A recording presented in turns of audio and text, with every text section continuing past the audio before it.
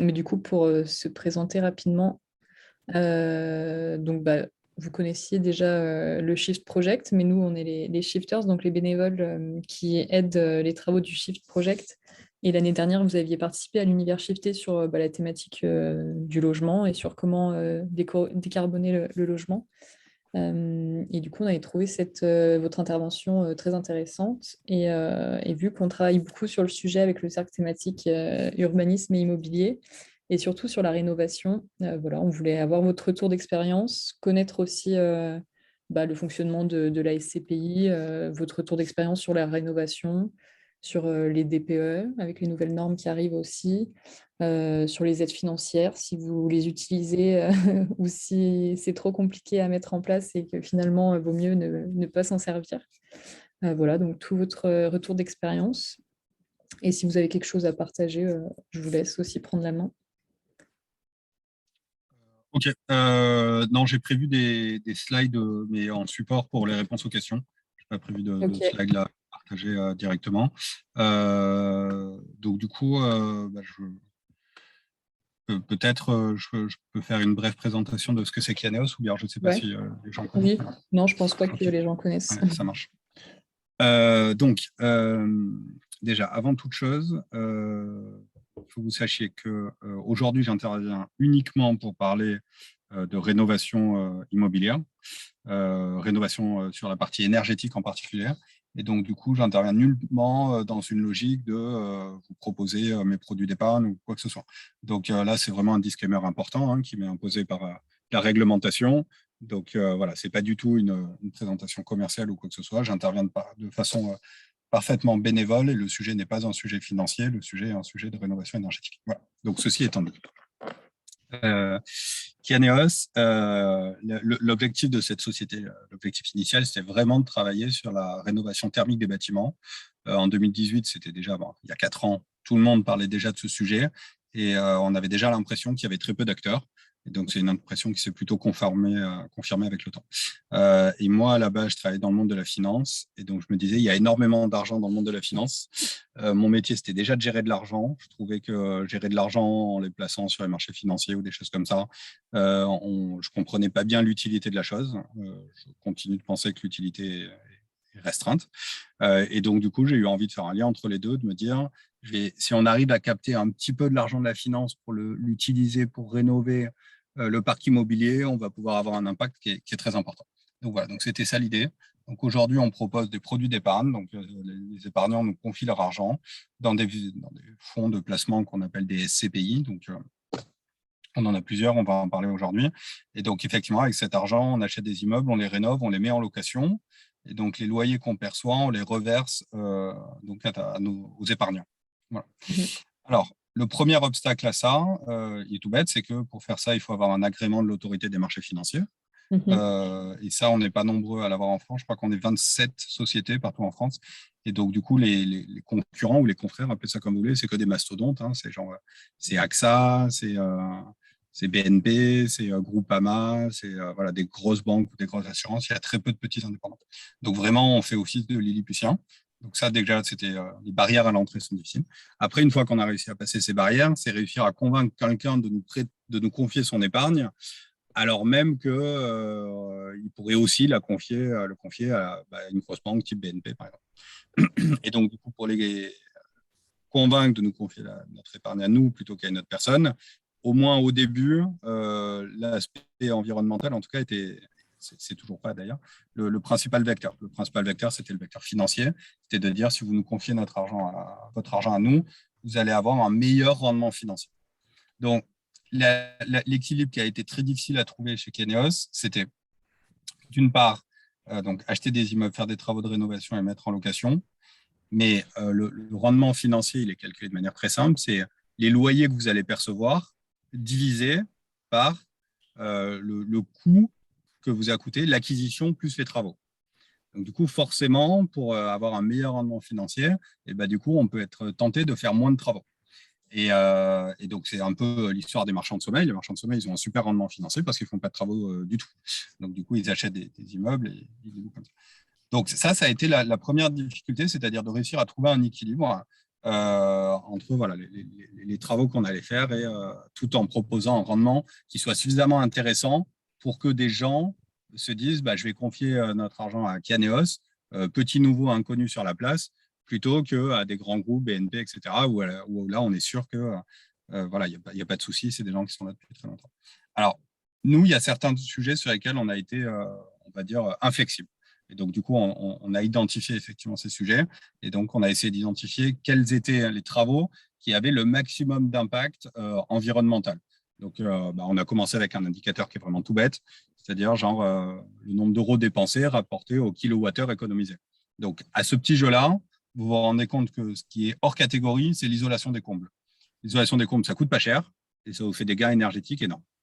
Voilà. Après, vous avez qui viennent ensuite l'isolation des murs périphériques et l'installation de pompes à chaleur. C'est des choses qui vous font des gros gains énergétiques et des grosses diminutions de CO2. Je pense en particulier aux pompes à chaleur, si vous enlevez du gaz ou du fioul pour mettre des pompes à chaleur, et qui du coup ont un coût qui pour le coup n'est pas négligeable. Voilà. Et après, vous avez d'autres éléments, type double vitrage, on va être un peu dans la même catégorie, et d'autres éléments un peu moins bien, c'est le système de ventilation. Le système de ventilation qui est souvent négligé. Le gain est effectivement pas très important, mais le coût n'est pas très important non plus. Donc, travailler avec des VMC type I gros B qui vont se déclencher avec des taux d'humidité de l'air, etc. Enfin, et après, il y a aussi des choses qu'on n'arrive pas à faire. Et là, du coup, sur la SCPI dont je parle, la première qu'on a lancée, par exemple, la SCPI Kianeos-Pierre, c'est on va acheter souvent des immeubles anciens en centre-ville, enfin voilà. Et donc, du coup, c'est des immeubles qui n'ont pas de vide sanitaire. Donc, les logements au rez-de-chaussée, ils sont sur terre-plein, en fait. Et donc, je veux dire, aller casser des dalles pour recouler des dalles avec un socle d'isolant, donc c'est-à-dire isoler en sous-face des immeubles qui sont en terre-plein, ça, c'est quelque chose que financièrement parlant, on n'arrive pas à le faire. C'est-à-dire que ça coûterait trop cher. D'un point de vue de la réflexion, c'est pas évident non plus qu'en termes d'analyse de cycle de vie, on s'y retrouve. C'est-à-dire que d'aller casser une dalle béton pour en recouler une, je pense que vu que vous vous intéressez au sujet, vous savez que le béton, c'est quand même émetteur de CO2. Donc, du coup, on a un équilibre enfin, l'analyse de cycle de vie, elle est quand même intéressante, suivant de quand de bâtiment, mais ce n'est pas des énormes gains. Et le coût, pour le coup, est important. Voilà. Donc ça, c'est vraiment les éléments principaux qu'on a eu en termes de réflexion sur la rénovation. Le nombre de logements, par exemple, pour densifier le bâti, l'optimiser ou faire de la surélévation ou... Voilà. Alors, là, du coup, on touche à un deuxième aspect, qui était un des deuxièmes objectifs de Kianeos, qui était de dire, nous, on investit surtout dans des villes petites et moyennes, là où il y a peu d'investisseurs immobiliers, et là où on constate que la qualité du logement est vraiment déplorable, aussi bien d'un point de vue énergétique que d'un point de vue qualité du logement. Et donc, sur ces villes-là, on est plutôt contre la densification du logement, c'est-à-dire qu'on va à l'inverse, encore une fois, de l'objectif des investisseurs immobiliers basiques et d'optimiser la rentabilité financière. Et là, effectivement, il y a un calcul qui est très simple. Si vous avez deux appartements de type P2 de 40 mètres carrés chacun, vous allez tous les deux les louer 350 ou 400 euros. Disons que ça vous rapporte 800 euros par mois. Alors que si vous n'avez qu'un seul appartement de 80 mètres carrés, celui-là, vous allez peut-être le louer 600 euros. Donc, du coup, vous avez un revenu supérieur si vous avez deux apparts de 40 mètres carrés plutôt qu'un de 80 mètres carrés. Le problème, c'est qu'encore une fois, dans ces villes-là, on se retrouve qu'avec des tout petits apparts. Et les familles ont du mal à se loger, et les familles recomposées, je ne vous en parle même pas. Donc, au-delà de l'objectif environnemental de Kianeos, où effectivement, là, je pourrais comprendre l'idée de la densification, on a aussi un objectif social qui est d'essayer de proposer aux personnes qui habitent dans ces villes-là d'avoir des logements de meilleure qualité que ce qui est disponible sur le marché actuellement. Donc, on est plutôt dans une logique de réunir des logements plutôt que de les subdiviser. Voilà. Alors, effectivement, ça, si on s'arrête vraiment à des contraintes purement environnementales, on peut se dire ça, c'est pas efficient. Parce que il vaut mieux vivre dans des surfaces plus petites, il vaut mieux vivre dans des tiny houses, des choses comme ça, etc. Ce en quoi j'adhère parfaitement d'un point de vue environnemental. D'un point de vue social, c'est pas évident. C'est-à-dire que quand on entasse les gens dans un immeuble, nous, notre retour d'expérience, c'est que les gens ont tendance à un peu se taper dessus. Voilà. Alors, plutôt au sens figuré qu'au sens propre, encore que ça nous arrive au sens propre. Bonjour à tous. Juste, je rebondis sur la question d'Alexandra sur l'étude du potentiel de constructivité. C'est pas forcément, je pense, enfin, l'idée de rediviser en plus petites surfaces, c'est de savoir vraiment si on sait augmenter vraiment en termes de surélévation, d'extension. Ça, c'est pas quelque chose que forcément vous regardez. Non, non, Voilà. non. Nous, on est vraiment dans la logique de se dire, aujourd'hui, on constate qu'il y a énormément de bâtiments avec des surfaces vacantes. Alors, soit des logements vacants, soit carrément beaucoup dans le centre ancien, des commerces qui ont un premier étage en dépôt, ou il y a même, historiquement, il y avait le premier étage avec le commerce, mais en fait, il n'est plus là aujourd'hui. Enfin, je crois avoir vu passer le chiffre, mais vous l'avez peut-être, je n'ai pas les sources, il y a 17% de surface de centre-ville vacante en France. Et donc, du coup, nous, on se dit, avant même de penser à l'élévation, à la construction, à tout ça, il faut Ouais. déjà commencer par s'intéresser à 17%, c'est énorme, hein, quand même. Et ça, enfin, pour vous, de votre analyse et de votre retour d'expérience, cette vacance, elle s'explique par quoi? Enfin, j'imagine, ce qu'on s'est déjà dit, parce qu'on réfléchit aussi sur ce sujet, mais c'est que c'est des réponses qui sont tout à fait enfin, à l'échelle territoriale, hein, mais donc à l'échelle nationale, je ne sais pas si on arrive à faire une synthèse d'une généralité, mais vous, de votre expérience, cette vacance, c'est quoi? Alors, C'est l'état du bâti? je vais vous donner mon avis, mais alors franchement, là, pour le coup, autant sur certains sujets, je pense que mon avis est le bon, autant sur celui-là, c'est juste mon avis et je ne suis pas convaincu que j'ai raison. Donc, je pense qu'il y a plusieurs choses. La première, c'est que c'est souvent des multipropriétaires riches, vraiment très aisés, qui n'ont pas envie de s'embêter à se lancer dans une rénovation. Et en fait, qui souvent va avoir un immeuble avec juste le rez-de-chaussée loué en commerce qui leur assure une rentabilité financière suffisante pour qu'ils n'aient pas s'embêter à annexer les étages et à rénover les étages, etc. Il y a aussi un ressenti global au niveau des propriétaires bailleurs, ce qui n'est pas du tout mon cas, je tiens à le dire. Mais en tout cas, quand je discute avec des propriétaires bailleurs, le ressenti, c'est ah, mais de toute façon, les locataires, ils ne payent pas leur loyer, ils vous rendent des immeubles pourris, il faut faire des procédures d'expulsion, etc., etc., etc. Donc, du coup, l'idée de se dire, finalement, presque mon immeuble, s'il est vide, et finalement, je ne perds pas tant que ça parce que j'ai tout le temps des problèmes avec mes locataires. Moi, mon sentiment, c'est que les gens qui ont des problèmes avec leurs locataires, c'est parce qu'ils maltraitent leurs locataires. Donc, c'est-à-dire, encore une fois, j'ai l'impression, en province, on a souvent des propriétaires qui sont des personnes âgées. Ils n'ont pas la même définition que nous de qualité du logement. Et là, je me suis fait un petit plaisir, je me suis classé parmi les jeunes. Mais donc voilà, donc du coup, pourquoi ils ne rénovent pas? Je pense que c'est engendrer des coûts quand même assez importants pour faire le travail de rénovation. L'immeuble est déjà rentable avec le commerce du rez-de-chaussée et pas aller s'embêter avec des locataires. Ouais. Et donc vous prenez le risque d'aller acheter des immeubles qui présentent un certain pourcentage de vacances plus ou moins important. Ah oui, nous, donc du coup, là, j'ai parlé de notre première SCPI, celle qui nous a lancé, qui nous a permis effectivement de montrer qu'il y avait un modèle où on arrivait à sortir un rendement qui était attractif, en tout cas, au moins aussi bien, voire un peu mieux que nos confrères, ce qui nous a permis d'attirer de l'épargne de particuliers. Et donc, du coup, j'ai clairement établi, vous n'étiez pas encore arrivé, les limites de ce premier véhicule, parce qu'effectivement, plus on fait de travaux, plus la rentabilité locative diminue. Et donc, du coup, effectivement, sur ce premier véhicule, il fallait qu'on attire les investisseurs. Et les financiers, la meilleure manière de les attirer, c'est avec de l'argent. Donc, après, on a réussi à lancer un deuxième véhicule, c'est la SCPI de Normandie, et qui, en fait, dans l'idée, était de dire on va vous servir un rendement qui sera un peu plus bas, mais on va vous proposer un avantage fiscal. Et là, effectivement, j'en arrive à répondre à votre question. Nous, notre objectif là-dessus, c'est de vraiment racheter des immeubles qui sont vides, qui sont à l'état de ruine, qui sont laissés à l'abandon. Et donc, du coup, on va créer des nouveaux logements, même s'ils ont peut-être existé il y a 30 ou 40 ans, mais en tout cas, qui sont clairement plus existants aujourd'hui. On va avoir des nouveaux logements de très bonne qualité mis sur le marché sans avoir le coût environnemental de la construction. Et ça, c'était vraiment l'objectif dès 2018, d'arriver à ce niveau, d'arriver à amener Kianéos à ce niveau. C'est-à-dire, on récupère des ruines vacantes et on a des nouveaux logements. Parce qu'aujourd'hui, mais ça, vous connaissez les chiffres mieux que moi, mon sentiment, c'est que la problématique environnementale en termes d'émissions de CO2 du secteur de l'immobilier et de la construction, c'est principalement la construction, en fait. Parce que si vous regardez, vous construisez 1 mètre carré, ça émet 1 tonne de CO2, alors que vivre dans un logement, je crois qu'en moyenne, sur l'ensemble du parc, on est à 30 kg de CO2 par mètre carré par an.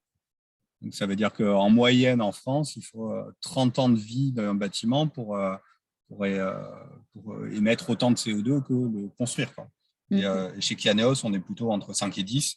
Donc, on est plutôt sur un siècle d'utilisation pour arriver aux mêmes émissions de CO2 que la construction. Donc, autant dire que, voilà, moi, mon sentiment, c'est que vraiment la catastrophe, c'est la construction. Et donc, du coup, aujourd'hui, on arrive à récupérer des ruines, les rénover. Donc là, effectivement, énormément de travaux. Donc, une rentabilité financière plus basse, mais comblée par un avantage fiscal qui fait que rentabilité financière plus avantage fiscal fait que c'est quand même intéressant pour l'investisseur de venir nous confier son épargne. C'est pas une SCI de rendement, du coup, celle que vous avez créée alors? Voilà, c'est une SCPI. Alors, c'est un peu à la frontière parce que historiquement, les SCPI qui ont un avantage fiscal n'ont quasiment pas de rendement. Donc, c'est pour ça qu'on les appelait des fiscales. Alors, celle-là, du coup, elle a un rendement, on vise autour de 4% de rendement avec en plus un avantage fiscal autour de 2%. Et donc, 4% de rendement, en fait, vous vous rendez compte que la moyenne des SCPI de rendement distribue 4,5%. Donc, en fait, on est presque pas loin en termes de rendement. La seule différence, c'est qu'effectivement, pendant un an et demi, les gens, ils touchent rien parce qu'on est en train de faire les travaux. Les travaux, ça dure un an et demi. Ok. Voilà. Ok. Et le fait de se spécialiser dans le résidentiel, c'est quand même un peu, entre guillemets, atypique pour les CPI. Alors, j'ai l'impression... Alors, nous, encore une fois, Kianeos, ce n'était pas juste de l'environnement, puisque je l'ai dit, il y a un moment, on prend quand même des décisions, effectivement, d'avoir des logements qui soient grands pour des familles, etc., ce qui ne va pas vraiment dans le sens de l'histoire de l'environnement, où on dit qu'il faudrait vivre dans des plus petites surfaces. Il y a cette composante sociale qui est importante. Du coup, le résidentiel, effectivement, est une classe d'actifs qui permet d'allier le social, l'environnement, voilà, en s'oppositionnant, comme je le disais tout à l'heure, dans des villes petites et moyennes qui sont vraiment abandonnées par les investisseurs traditionnels. Aujourd'hui, en fait, la problématique de la France, mais c'est la problématique au-delà de l'immobilier, c'est la problématique économique globale, c'est-à-dire que vous avez énormément de la richesse française qui est captée à Paris. Ce qui n'est pas capté à Paris va dans les grandes métropoles locales que sont Montpellier, Bordeaux, Nantes, Toulouse, Lille, Rouen, Reims, Nice, j'en passe et des biens. Et après, du coup, quand vous sortez de ces villes-là, finalement, il reste les miettes, quoi. Alors, du coup, ça se retrouve dans des mouvements sociaux, je veux dire, les gilets jaunes, etc. C'est pas des mouvements de grandes métropoles, c'est des mouvements de petites villes. Et ça se retrouve aussi dans la qualité du logement, c'est-à-dire qu'on a plus d'investisseurs dans ces villes-là, on a des prix au mètre carré qui sont très bas. Alors nous, ça nous va bien, ça nous permet d'acheter pas cher et d'avoir un budget de rénovation. Et on a une qualité du logement qui est déplorable. Donc c'est vraiment là qu'on se concentre. Voilà. Et quand vous achetez les bâtiments dans leur intégralité, le rez-de-chaussée, vous en profitez pour faire quand même un commerce ou remettre un peu de vie, parce que l'idée aussi, c'est dans ces zones dont vous parlez, qui peut-être économiquement ne sont pas attractives, ou en tout cas qui ne permettent pas à des familles d'avoir un peu tout à proximité. Est-ce que, l'idée, c'est de revitaliser et ces zones-là. Est-ce que dans ces cas-là, vous faites quand même du logement, c'est full logement, ou vous envisagez quand même le commerce en rez-de-chaussée? Alors, vaste question. La réponse simple, ça serait de vous dire, on fait ce qu'il y a. C'est-à-dire que quand au rez-de-chaussée, c'est un commerce, ça reste un commerce. Quand c'est un logement, ça reste un logement. Mais pour le coup, comme je discute de plus en plus avec les mairies, en tout cas certaines mairies, celles qui sont intéressées par ce qu'on fait, il y a quand même une deuxième réponse. La deuxième réponse, c'est de dire les villes, encore une fois, petites et moyennes, qui se sont paupérisées par rapport aux grandes métropoles depuis probablement 40 ans, peut-être même plus, elles ont pris conscience, et à mon avis, elles ont raison, qu'elles n'arriveront pas à lutter contre les grands centres commerciaux qui les entourent. Parce que même si vous et moi sommes des gens extrêmement concernés par les problématiques environnementales, il ne faut quand même pas perdre de vue que ce n'est pas le cas de la grande majorité de la population qui est contente d'aller dans un centre commercial le week-end pour faire ses courses. Et du coup, la stratégie qui me semble être la plus développée dans ces villes-là, aujourd'hui, c'est de dire on va axer toutes nos forces sur une ou deux rues commerçantes et tout le reste, on va dire, on laisse tomber. Et c'est-à-dire, on accepte des transformations. Alors, il y a certaines municipalités, il se trouve que ce n'est pas celle avec lesquelles j'ai le plus d'accord d'un point de vue de mes idées, donc du coup, je ne les citerai pas, mais en tout cas, il y a certaines municipalités qui, à mon avis, font ça très bien, c'est-à-dire qu'elles disent, si on veut faire revenir un peu de richesse dans le centre ancien, parce que ces centres anciens, en fait, dans des villes qui sont paupérisées, sont devenus beaucoup de logements sociaux. Donc, si on veut faire revenir un peu de richesse, il faut que le CSP+, qui va revenir en centre-ville, il puisse garer sa voiture au rez-de-chaussée. Donc, il y a certaines villes qui acceptent le changement de destination de commerce vers garage en rez-de-chaussée. Et donc là, du coup, vous faites revenir un peu de richesse. Et donc, ces gens qui reviennent un peu de richesse vont être des gens qui, du coup, sont un peu plus à même à consommer en centre-ville que dans les centres commerciaux. Et donc, du coup, ça va redynamiser le centre-ville. Donc, j'ai l'impression que les une ou deux villes que j'ai en tête qui ont cette stratégie-là, ça me semble être une bonne stratégie. Voilà. Et donc, du coup, pour répondre à votre question, c'est finalement pas nous qui décidons si au rez-de-chaussée, on va se retrouver avec un commerce, un logement ou un garage. C'est plutôt la politique de la ville qui est de dire, est-ce que vous êtes dans la rue ou les 2-3 rues où vraiment j'axe toutes mes forces pour faire revivre le centre-ville, et c'est là qu'il y aura tous les commerces, etc., de manière à faire un peu de dynamisme, ou est-ce que vous n'y êtes pas, et auquel cas, au rez-de-chaussée, faites des garages, ou faites ce que vous voulez, ça m'égale. Et techniquement, les garages au rez-de-chaussée, vous faites comment pour faire la transformation? Ah bah là, il y a des fois c'est possible, il y a des fois c'est pas possible. Hein. Quand c'est pas possible, du coup, ça devient, ça peut devenir des box de stockage, ça peut être. Ok. Et du coup, le lien que vous avez avec les communes, les collectivités, enfin, est-ce que de partout, vous avez plutôt un lien proche pour justement discuter en amont des besoins de la ville, que ce soit la taille des appartements, le type de famille qui cherche des appartements dans cette commune et Alors aussi. la réponse est non, mais même au-delà de la municipalité, c'est un peu mon grand désespoir. C'est-à-dire que là, je trouve qu'aujourd'hui, Caneos, on est quand même sur une volumétrie de rénovation qui, certes, à l'échelle de la France, est minuscule, mais à l'échelle des autres acteurs, est énorme, puisque j'ai l'impression qu'il n'y a pas beaucoup d'autres acteurs de la rénovation. Donc, du coup, on est quand même sur, je sais pas, un peu plus de 1000 logements rénovés chaque année. Là, au rythme actuel, on ne veut pas. Et effectivement, j'ai l'impression qu'il y a un désintérêt complet des politiques. Donc, il y a quelques municipalités avec qui on arrive à discuter, à monter des projets, etc. Mais c'est vraiment malheureusement assez anecdotique. Et la grande majorité, quand on va les rencontrer par politesse pour leur dire on a acheté 1, 2, 3, 4, 5, 10 immeubles dans votre ville et regardez, on les rénove.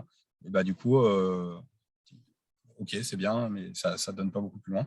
Et donc, du coup, j'extrapolerai en disant aussi, voilà, les députés qu'on essaie de rencontrer, enfin, je veux dire, moi, j'en ai rencontré plusieurs et il y en a peut-être une seule il y en a une qui a aidé, clairement, mais je veux dire, la grande majorité, on n'a rien à faire. Et donc, du coup, j'ai tenté d'envoyer des mails au MTES, là, enfin, je ne sais pas s'il existe toujours, mais le ministère de la Transition environnementale et solidaire, et sans jamais avoir un retour, un rendez-vous ou quoi que ce soit. Donc, du coup, clairement, alors peut-être que je me vois trop beau et qu'en fait, on est trop minuscules, mais on n'attire pas d'intérêt de la part des politiques. Et j'irai même, plus loin, les primes, alors on va en parler plus tard, mais les primes de rénovation, on est exclus.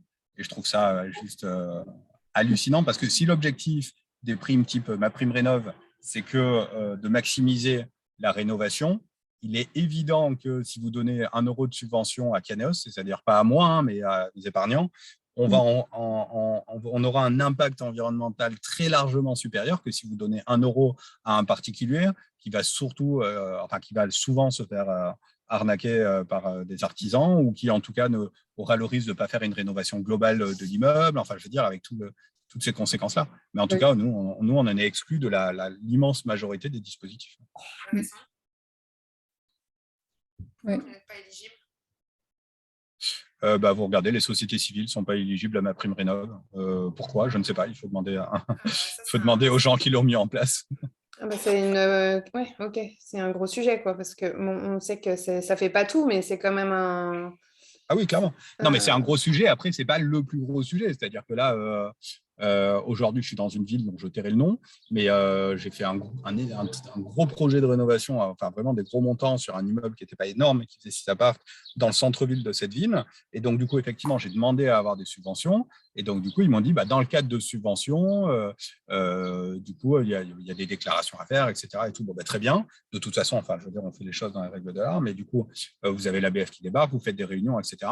Et effectivement, je l'avais déjà dit aux univers shiftés, parce que ça je ne l'ai toujours pas digéré, mais il y a un ABF qui vient et qui vous dit, bah là, sur cet immeuble, vous enlevez le double vitrage, vous mettez du simple vitrage. Voilà, ABF, c'est Architecte des Bâtiments de France. Donc, je veux dire, le retour d'expérience que je peux vous faire, en tout cas, c'est que dans les objectifs de rénovation dans les centres-villes, on en est là. On en est à se battre contre des ABF qui vous demandent de mettre du simple vitrage. Oui, mais ça, même les promoteurs, c'est le retour un peu de tout le monde, en fait. Promoteurs, bailleurs, sociaux, peu importe, dès qu'on est dans les centres-villes, Ouais, le voilà. sujet des ABF est très compliqué. Mais votre mentor et le mien aussi, hein, je veux dire, Jean Covici, il vous dit quand même que d'un point de vue thermique, la thermique des zones denses est bien meilleure que la thermique des zones diffuses. C'est-à-dire que c'est plus simple d'aller chauffer des immeubles qui sont collés les uns aux autres avec des surfaces de taille plus ou moins grande, encore une fois, sur les objectifs de chacun. Mais donc, dans un centre-ville où effectivement, vous allez avoir une zone dense de chaleur, plutôt qu'avec des maisons qui ont chacune 1000 mètres carrés de terrain, quoi, et qui auront chacune une toiture et quatre murs périphériques qui donnent sur l'extérieur. Donc, je veux dire, c'est bien sur cette zone-là où il faut s'intéresser à la rénovation thermique, quoi. Et ouais, non, mais en plus, du coup, les collectivités, vous n'êtes pas trop sur le sujet et dans les villes qui sont Action Cœur de Ville ou Petites Villes de demain, vous n'êtes pas mieux accueillis? Ouais, Action Cœur de Ville. Bah, alors là, c'est vraiment du cas par cas, c'est-à-dire il y a des collectivités avec qui ça se passe bien.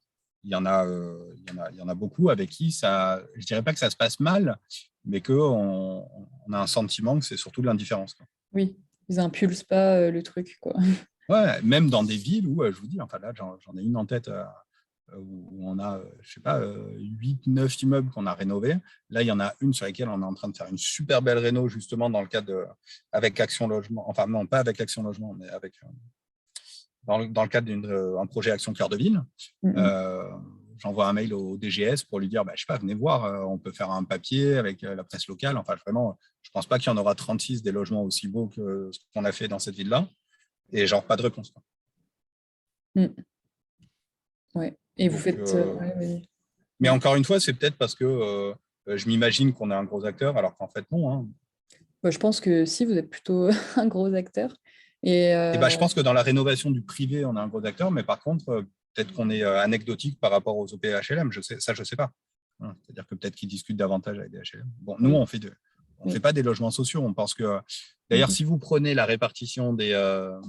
Attendez, ça, je l'ai en slide. Je vais vous montrer une slide que peut-être que vous avez en tête, mais la répartition des passoires énergétiques entre les logements privés, logements publics, etc. Enfin,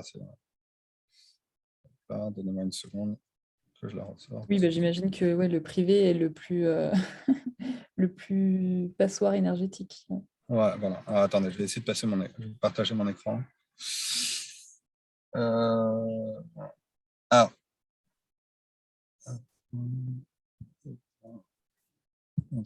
Vous voyez mon écran?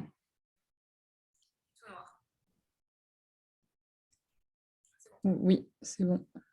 Ouais. Donc ça, c'est 2018, ça n'a pas changé drastiquement. Donc à gauche, vous voyez la répartition des passoires énergétiques sur résidence principale. Donc F et G, c'est ce que le gouvernement considère comme des passoires énergétiques. Nous, on inclut le E dans les passoires énergétiques, c'est-à-dire on s'est interdit d'avoir des logements qui sont E, F ou G à l'issue de nos travaux. Okay. On se laisse une petite marge d'erreur quand les locataires refusent les travaux ou bien quand l'ABF est vraiment trop stupide. Enfin, il fait son boulot, excusez-moi. Et après, donc, sur la partie droite, il est un peu difficile à lire ce graphique. Vous avez 3 parties, donc maison individuelle, appartement ensemble. Je dirais pour ceux qui ne connaissaient pas le chiffre, mais moi, ça m'a surpris le jour où je l'ai appris. Sachez que dans les logements en résidence principale, 60% sont des maisons et 40% des appartements. Je pensais que c'était l'inverse en France, mais il y a plus de maisons que d'appartements. Non, il y a plus de maisons, ouais. Voilà. Donc, nous, en tout cas, on se concentre plutôt sur les appartements. Et donc, du coup, vous voyez que sur les appartements, en bleu, encore une fois, vous avez l'ensemble, c'est parce qu'il y en a nous intéressait. Et donc, en jaune, c'est le pourcentage d'appartements qui sont, encore une fois, dans le parc privé, donc un propriétaire bailleur privé, qui sont des passoires énergétiques, donc F ou G. Vous voyez qu'on est quasiment entre un quart et un cinquième. Si vous rajoutez le E, en fait, vous serez quasiment à la moitié. Alors que comparativement, dans le parc social, vous êtes à 7%. Et donc, c'est parce que effectivement, les bailleurs sociaux ont déjà certaines obligations. Et les propriétaires, on a un chiffre qui est un peu plus élevé parce qu'effectivement, je pense que parmi les propriétaires, il y en a qui n'ont pas les revenus ou pas la connaissance pour faire les travaux nécessaires. Oui, donc ça Donc, montre le désintérêt des bailleurs privés.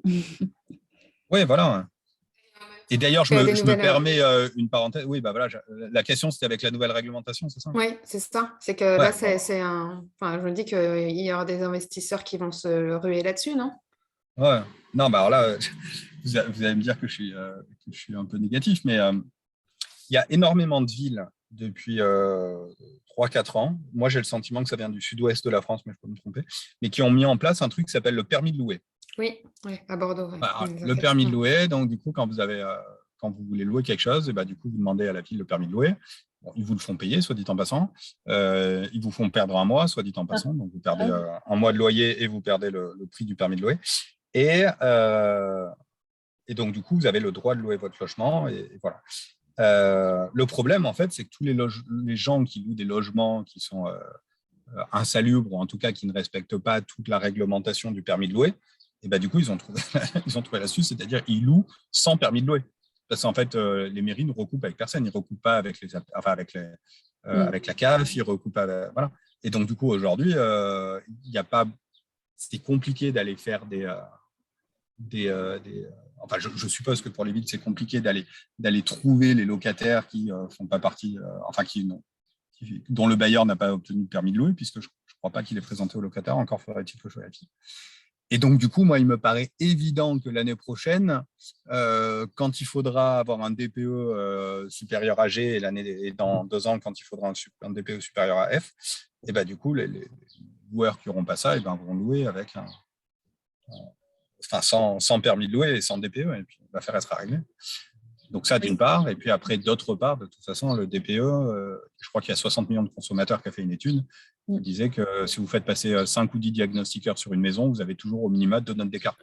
Bah, justement, c'était une de nos questions. C'est vrai que dans le cercle thématique, on se pose pas mal de questions. Est-ce que le DPE, enfin, il y a plusieurs questions. Est-ce que c'est vraiment un bon outil? Est-ce qu'il est pertinent? Sa modification là, qui est entrée en vigueur l'année dernière, en juillet l'année dernière, c'est quoi? Enfin, selon vous, est-ce Alors, que ça a changé des choses? ouais, alors là-dessus, j'ai un avis. Euh, tranché, franc-parler, comme d'habitude. Alors, les diagnostiqueurs, au mois de juillet, ils ont fait gaffe parce qu'on leur a dit attendez, c'est opposable, donc maintenant, il faut faire gaffe. Maintenant, je pense que 9 mois ou 1 an plus tard, de nouveau, j'ai le sentiment que c'est possible de s'arranger avec son diagnostiqueur. Alors, bien évidemment, je vais vous dire que nous, on ne le fait pas, mais c'est vrai. Mais bon, vous pourrez me croire ou pas, ça m'est égal. Mais en tout cas, voilà, c'est déjà un premier sentiment. Le deuxième sentiment, ça c'est important, c'est il y a eu un nouveau DPE au mois de juillet. Et là-dessus, il y a l'association de diagnostiqueurs qui a dit attendez, il y a un problème avec le nouveau DPE. On n'a plus 400 000 passoires énergétiques, on en a 4 millions. Là. C'est-à-dire que tous les DPE qu'on sort, c'est des passoires énergétiques. Alors, ce à quoi le gouvernement ou l'ADEME, je ne sais pas qui a fait ce DPE, mais en tout cas, il y a une réponse qui a dit ah oui, vous avez raison, il y a un problème de calcul. Donc là, du coup, ils ont refait une nouvelle méthode de DPE au mois d'octobre. Donc, il faut savoir que le DPE qui a été fait en novembre, c'est déjà plus le même méthode de calcul que celui qui a été fait au mois de juillet. Et là, au mois de novembre, c'était formidable. Vous n'aviez que des logements qui avaient une super performance énergétique. Ce à quoi ils se sont dit une nouvelle fois, bon, bah alors attendez, là, ok, on était trop méchants au début, trop gentils à l'arrivée. Et donc, du coup, en début d'année, il y a eu un nouveau DPE. C'est là où moi, avant, sur Keneospire, je communiquais sur les DPE avant et après travaux. Et j'ai dit, c'est bon, j'arrête tout, j'arrête de communiquer sur les DPE. Parce que mon sentiment, c'est que le DPE, c'est plus ça n'a plus pour objectif de calculer une bonne approximation d'une performance d'un logement. Encore une fois, que c'est une approximation qui est basée sur des suppositions très fortes, puisque vous avez déjà la supposition que les gens se logent à 19 degrés. Donc, moi, mon sentiment, c'est plutôt que les gens ont toujours enfin l'effet rebond, c'est-à-dire que nous, une fois qu'on a bien isolé un logement, bah, les gens vont se chauffer plus chaud. Mais bon, quoi qu'il en soit, j'ai l'impression que le DPE, c'est plus ça. Le DPE, c'est on essaye de trouver une méthode de calcul qui nous permet d'avoir un nombre de logements passoires énergétiques qui correspond à nos objectifs de rénovation. Parce que je veux dire, quand vous avez trop gentil au mois de juillet, trop méchant en juillet, trop gentil en novembre, et qu'après vous en faites un troisième en début d'année, c'est le festival, quoi. Enfin, je veux dire, moi, c'est mon sentiment. Ça n'a pas de sens. Et aujourd'hui, c'est quoi pour vous les bons chiffres? Il y a combien de passoires énergétique J'en sais en rien. France. Mais personne ne sait, en fait. Ah ouais, non, moi, j'en sais rien. Moi, je sais C'est- qu'en tout cas, je sais pas. Alors là, pour le coup, je pense que j'ai visité plus d'immeubles que quiconque en France sur ces 4 dernières années. Et ça, j'en suis à peu près persuadé. Euh, et, euh, et je peux vous dire que l'immense majorité des logements que je visite sont pas isolés, hein, sont chauffés à. Mais aujourd'hui, le truc, c'est que si vous voulez un DPE de D, c'est relativement facile. C'est-à-dire, vous mettez une clim réversible. Pour peu que vous n'avez pas trop de murs qui donnent sur l'extérieur et que vous avez des combes isolées si vous êtes au dernier étage, l'affaire, elle est réglée, quoi. Là où vous avez vraiment des grosses galères, le biais du DPE qui, à mon avis, n'est pas bon, c'est que vous avez un gros biais surface. C'est-à-dire que la manière dont vous calculez un DPE, c'est que vous regardez la consommation totale du logement et vous le divisez par le nombre de mètres carrés. Et du coup, en fait, vous vous retrouvez avec plein de studios qui sont des passoires énergétiques, mais c'est juste parce que c'est des studios avec un cumulus de 150 litres. Si vous avez un cumulus de 150 litres dans un studio, et ben, du coup, juste la consommation énergétique du cumulus, vous n'avez même pas compté le chauffage ou quoi que ce soit, vous êtes déjà à D. C'est-à-dire vous êtes déjà, je ne sais pas moi, 200 kWh par mètre carré par an. Vous voyez ce que je veux dire ou pas? Oui, oui, ouais, les Voilà. studios, ouais, c'est Ouais, catastrophique. donc là-dessus, ça me paraît pas très malin. Oui, je voulais vous poser une question sur un sujet qui est connexe à tout ça. C'est que on ne parle pas beaucoup dans les travaux, et c'est un sujet important, vous l'avez mentionné notamment pour l'histoire d'abord d'accéder à des meilleures performances, mais ça pèse sur la rentabilité. Mais l'utilisation, d'avoir une démarche vertueuse en travaux en réutilisant des matières premières, enfin, faisant comment on dit, du recyclage, ou je ne sais pas quel est le terme. Vous avez des éléments là-dessus? Ouais, là-dessus, nous, c'est vraiment un sujet sur lequel on bosse actuellement, parce que sur lequel on cherche à s'améliorer, parce que je pense qu'on n'est pas très bon pour l'instant. Alors, pas très bon. Sachez que la méthode standard de rénovation pour les institutionnels en immobilier, c'est on pète tout et on redémarre de 4 murs. Donc là, par rapport aux autres, on est exceptionnellement bon. Mais il n'empêche je pense qu'on a des progrès à faire. Nous, là où on se fait violence, c'est encore une fois des logiques d'analyse de cycle de vie. C'est-à-dire, vous rénovez un immeuble, il y a un chauffe-eau dans un appart, il est vieux, mais il fonctionne. La simplicité d'un point de vue locatif, c'est de le jeter à la poubelle et d'en mettre un neuf, comme ça vous êtes tranquille pour 10 ans. Parce que vous savez que le vieux chauffe-eau, quand vous allez le remettre en route, peut-être qu'il y a du calcaire, il va péter, ça va vous faire un dégât des eaux sur le sol que vous venez de refaire, etc. etc. Voilà. Donc, nous, là-dessus, on se fait violence, on garde le vieux chauffe-eau, on va garder les fils électriques jusqu'au bout de leur analyse de leur vie. Et la vie d'un fil électrique, elle est très longue. C'est-à-dire qu'on a des installations des années 80 qui vont bien, on refait des tableaux pour qu'ils soient aux normes, on vérifie les terres, etc. Mais on va garder des fils électriques, on va garder des évacs si elles sont fonctionnelles, etc.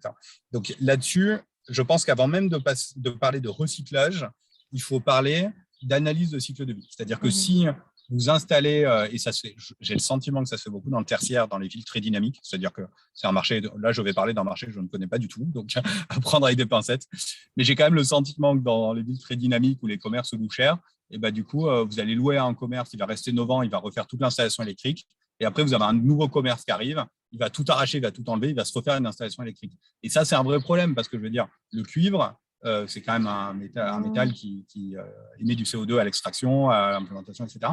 Si vous le jetez à la poubelle continuellement, il y a un moment, vous avez un souci. Et donc, je répète, avant même de parler de recyclage ou quoi que ce soit. Donc, réutiliser l'existant, ça me semblait un bon point de départ. Le recyclage… Oui, pardon, parce que c'est ça, il y a l'existant, mais il y a le fait, est-ce que quand vous devez quand même acheter, est-ce que vous achetez du recyclé? Alors, voilà, donc, du coup, le recyclage arrive. Là où nous, aujourd'hui, on n'est pas bon et on cherche à s'améliorer, c'est, je reprends l'exemple, ça va être les sanitaires. Les trucs qui, en plus, ont la double mauvaise idée de ne pas être cher, c'est-à-dire genre des toilettes, des chauffe-eau, des trucs comme ça, qui, nous, on a le sentiment qu'il y en a beaucoup qui partent à la benne et on aimerait travailler sur un système de recyclage. On est en train de bosser dessus, mais aujourd'hui, je n'ai pas de solution à vous apporter. On n'a pas de truc.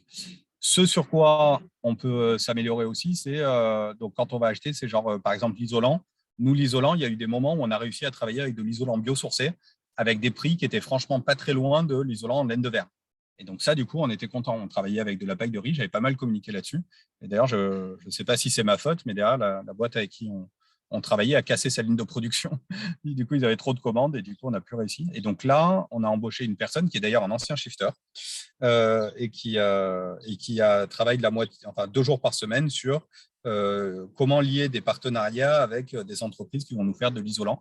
Nous, on fait beaucoup d'isolant des combles et des murs périphériques, souvent par l'intérieur, parce qu'en centre-ville, on n'a pas le droit de le faire par l'extérieur, malheureusement. Et du coup, voilà, plutôt que d'utiliser de la laine de verre, aller travailler avec des entreprises comme de la Cavac pour utiliser du chanvre. Hein, donc, il nous faudra un partenariat national.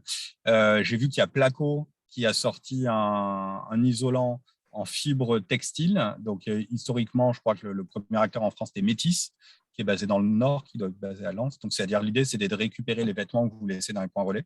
Enfin, pas la totalité, mais je crois qu'ils ont récupéré 40%. Défaire les fibres de coton, les recompresser. Et alors, souvent, dans ces isolants biosourcés, ce n'est pas 100% biosourcé. Nous, quand on travaillait avec la paille de riz, il y avait 8% de dérivés de pétrole pour faire le liant entre la paille de riz. Donc, je ne sais pas comment c'est sur le textile, mais j'aurais tendance à dire qu'il y a quand même un peu de chimie pour que le matériel se tienne. Mais voilà, donc là-dessus, effectivement, sur l'isolation, les choses comme ça, travailler avec du biosourcé. Là où Ça, je pense aussi… Vous le faites un Pardon? peu, mais en fait, vous le faites un peu aujourd'hui, mais c'est un peu par à-coup. Et l'idée, c'est de… Non. L'année dernière, on l'a fait pendant une période, on ne faisait plus qu'avec du biosourcé parce qu'on avait trouvé ce partenariat avec le fibre, la paille de riz. Et aujourd'hui, au moment où je vous parle, on ne le fait plus du tout parce qu'on n'a pas de nouveaux partenaires avec qui on arrive à fonctionner là-dessus. Mais on y travaille ardemment et je pense que… il y a de très forte probabilité pour que l'année prochaine, on arrive de nouveau à avoir un partenaire, je dis, soit avec un truc mainstream, genre Placo, qui a sorti encore une fois du fibre de coton, soit avec… moi, je pense que tôt ou tard, on va réussir à retrouver un partenariat avec la Cavac, mais Kianeos a grossi quand même très vite et c'est vrai qu'on n'a pas réussi à être présent sur tous les aspects tout de suite. Voilà. Ce sur quoi on n'est pas bon du tout, je pense, et ça, du coup, j'y connais rien, c'est ce qui va être carrelage et faïence. Voilà. Et ça, j'ai rien à vous dire, je n'y connais rien sur le sujet. Merci pour toutes ces précisions. Ouais. Du coup, pour le réemploi, c'est vrai qu'il y a pas mal d'acteurs qui commencent à se structurer. Donc, on pensait aussi en contacter quelques-uns. Et après, je sais qu'il y a le booster du réemploi qui existe, qui justement fait un peu le lien avec tous les acteurs du réemploi. Donc, peut-être que pour vous, ça vaut le coup peut-être de contacter. Ouais. Si vous pouvez me mettre en contact, c'est avec grand plaisir. Ouais. Ouais, je pense qu'ils auront peut-être des idées pour vous accompagner dans la démarche. Ouais. Ne vous imaginez pas qu'aujourd'hui, on est parfait loin de là. Il faut juste se dire que Kianeos, c'est une société qui a eu quasiment 100% de croissance semestrielle depuis sa création, donc depuis le milieu de l'année 2018. Une société qui est passée de 3 salariés à un peu plus de 50, parce que maintenant, j'ai 35 salariés sur Kianeos AM et 15 salariés pour faire la gestion locative, parce qu'on a aussi créé notre société de gestion locative pour le côté social, qu'on soit sûr que les locataires soient bien traités par les agences qui s'occupent de la gestion locative. Donc, du coup, c'est vrai qu'on a adressé pas mal d'aspects, mais au début, enfin, comme je l'ai dit tout à l'heure, sur les logiques de rénovation, on s'est pas mal aiguillé, comme je suis sûr, plein d'entre vous ont été sensibilisés via les vidéos de Jean Covici, les cours, de dire, voilà, il faut isoler, il faut mettre des pompes à chaleur pour telle raison.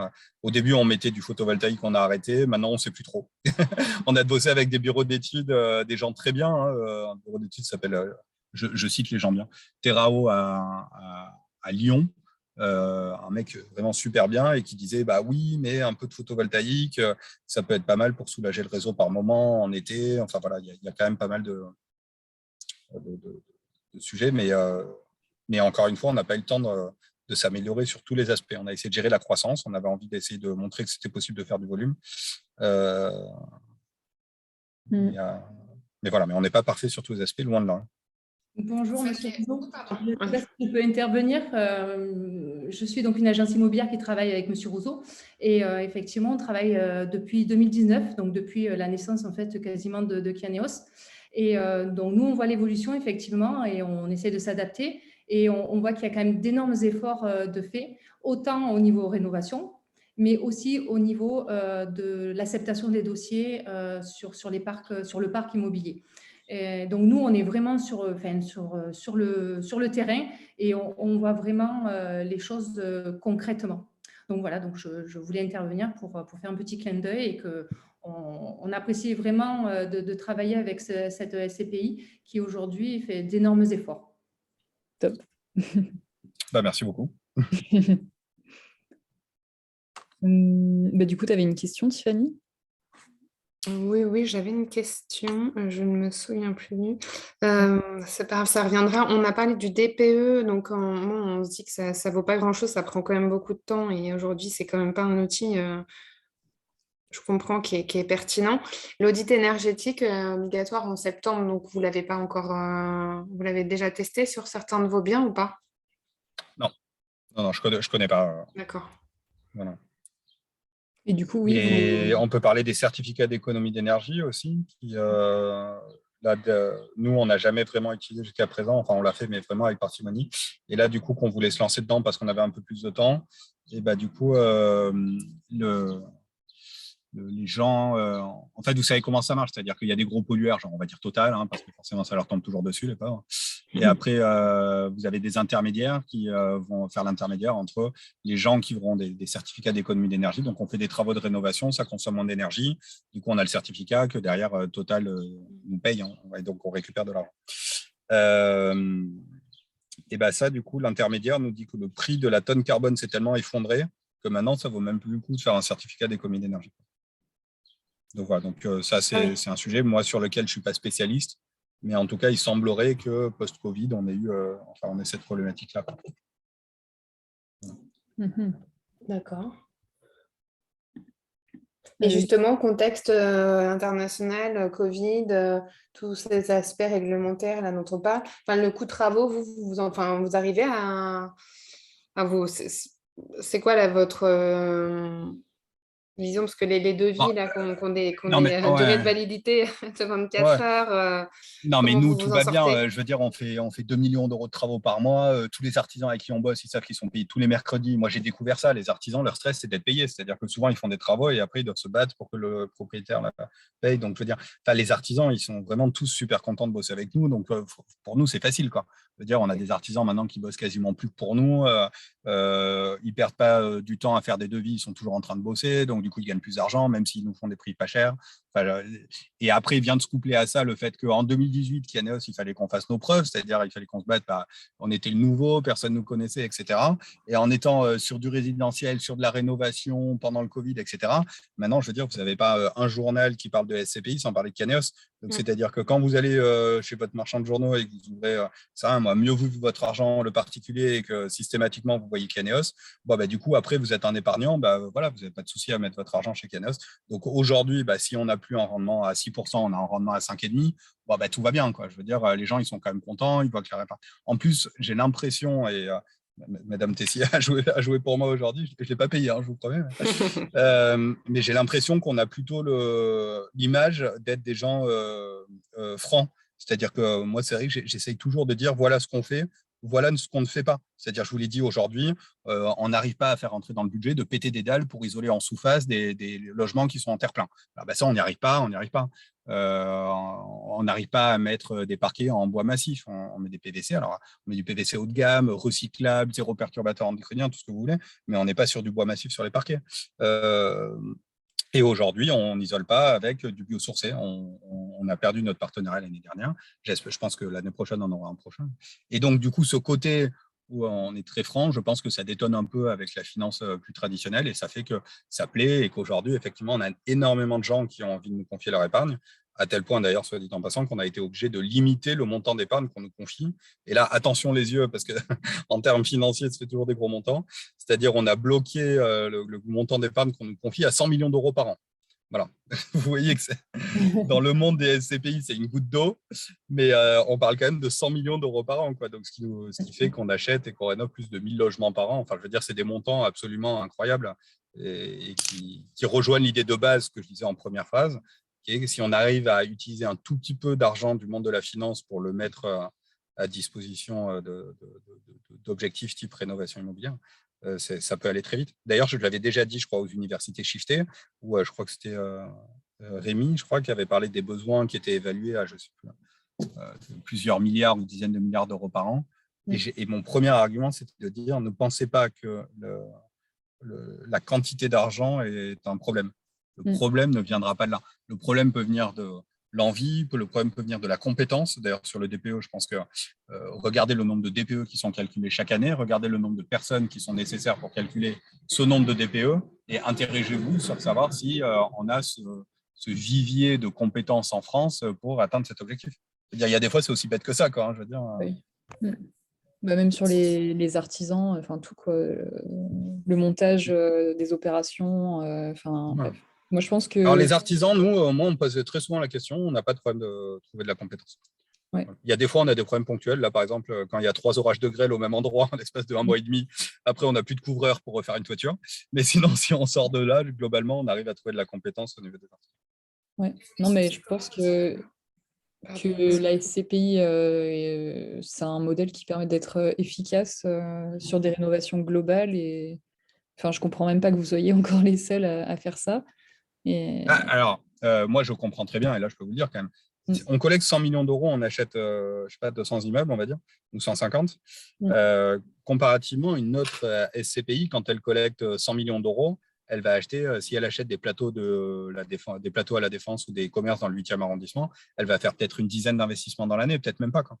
Oui. Et donc, du coup, nous, avec 200 millions ou un peu plus d'actifs sous gestion maintenant, et 100 millions de collecte annuelle, on est déjà 35 salariés sur la société qui est Asset Management.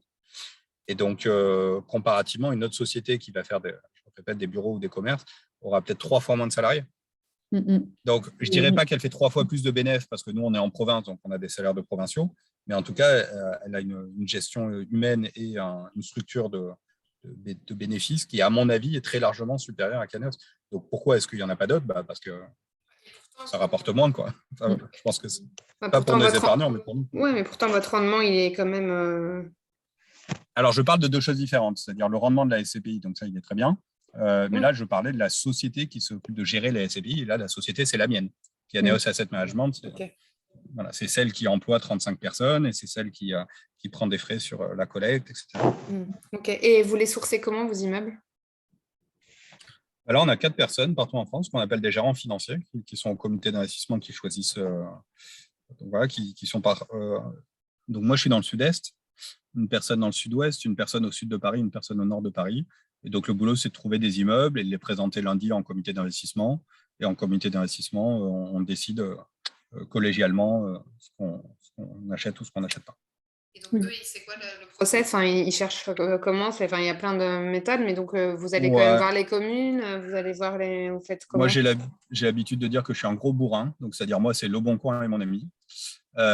Mes collègues gérants financiers sont bien plus agiles que moi et il y en a certains qui, enfin, il y en a qui arrivent à tisser des liens avec les mairies et qui, du coup, arrivent à trouver. Je pense à il y en a un qui a des bonnes relations avec les autres. Enfin, il y en a plusieurs qui ont des bonnes relations avec les mairies, mais là, il y en a un dernièrement.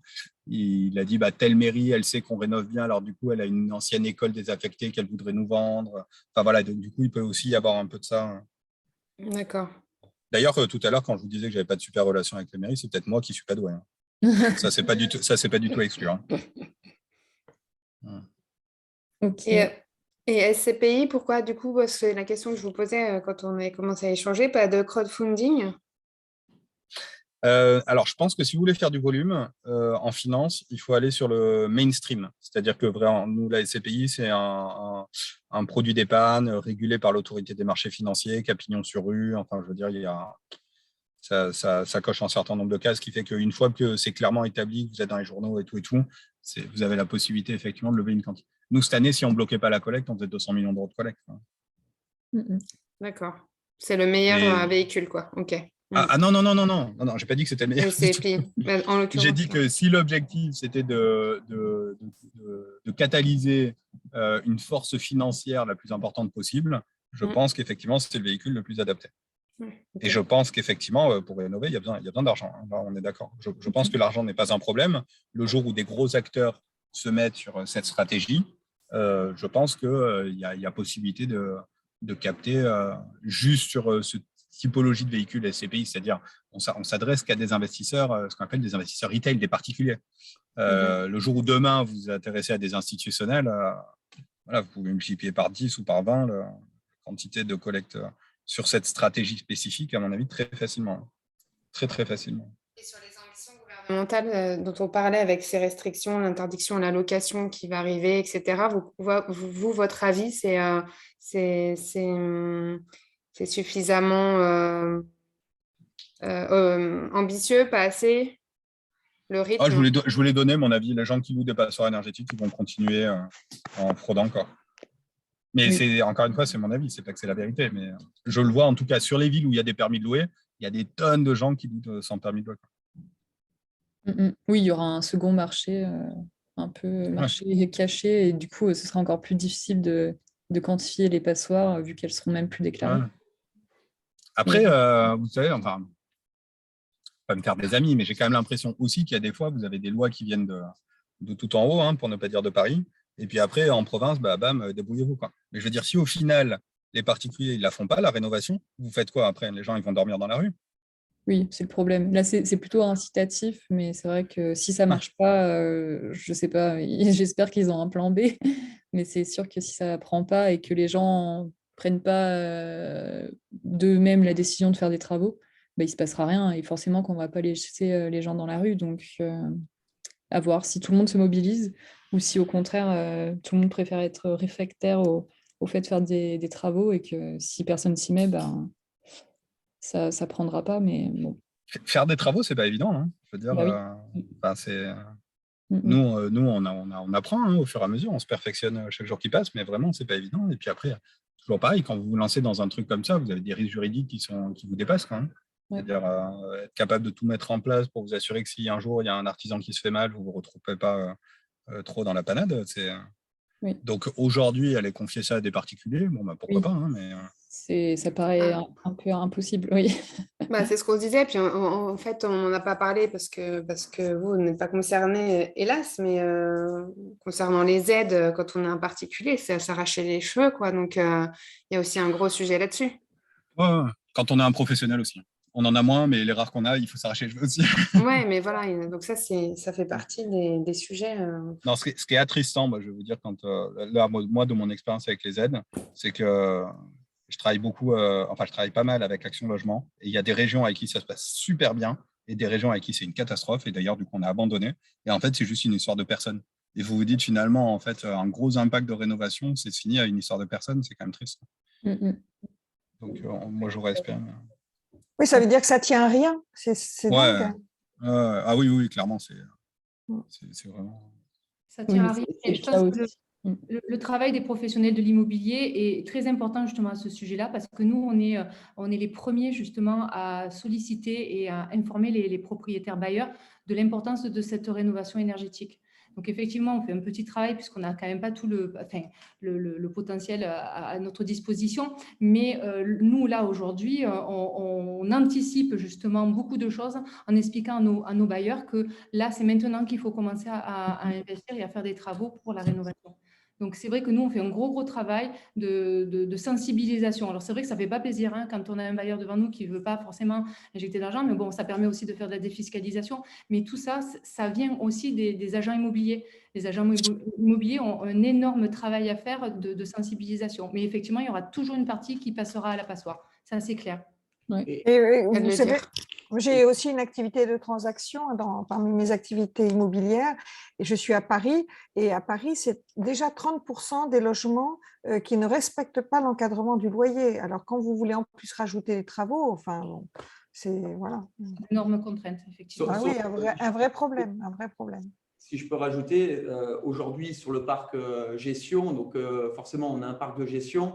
Si demain les propriétaires se retrouvent avec des logements, enfin on se retrouve avec des logements qui ne sont plus louables d'ici quelques mois, hein, parce qu'on parle de mois, on parle même plus d'années, ça va être des professionnels, si on n'anticipe pas là-dessus, ça va être des professionnels qui vont se retrouver avec des parcs qui vont peut-être perdre, je sais pas, 10, 15, 20% de leur parc habituel. Alors, ça va peut-être basculer du coup sur des gens qui ne veulent plus investir. Du coup, ils vont avoir le ras-le-bol, ils vont peut-être écouter, soit ils vont faire de la location par leurs propres moyens, voilà, ce qui ne sera pas excellent, ou alors ils vont décider, et là, du coup, les investisseurs seront ravis, parce que du coup, ça risque de basculer sur des logements qui vont se retrouver à la vente.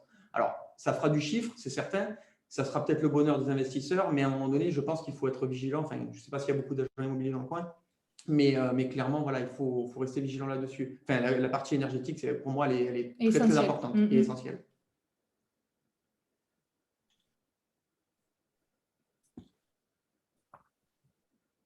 Après, si je peux me permettre aussi, tout à l'heure, on parlait du recyclage.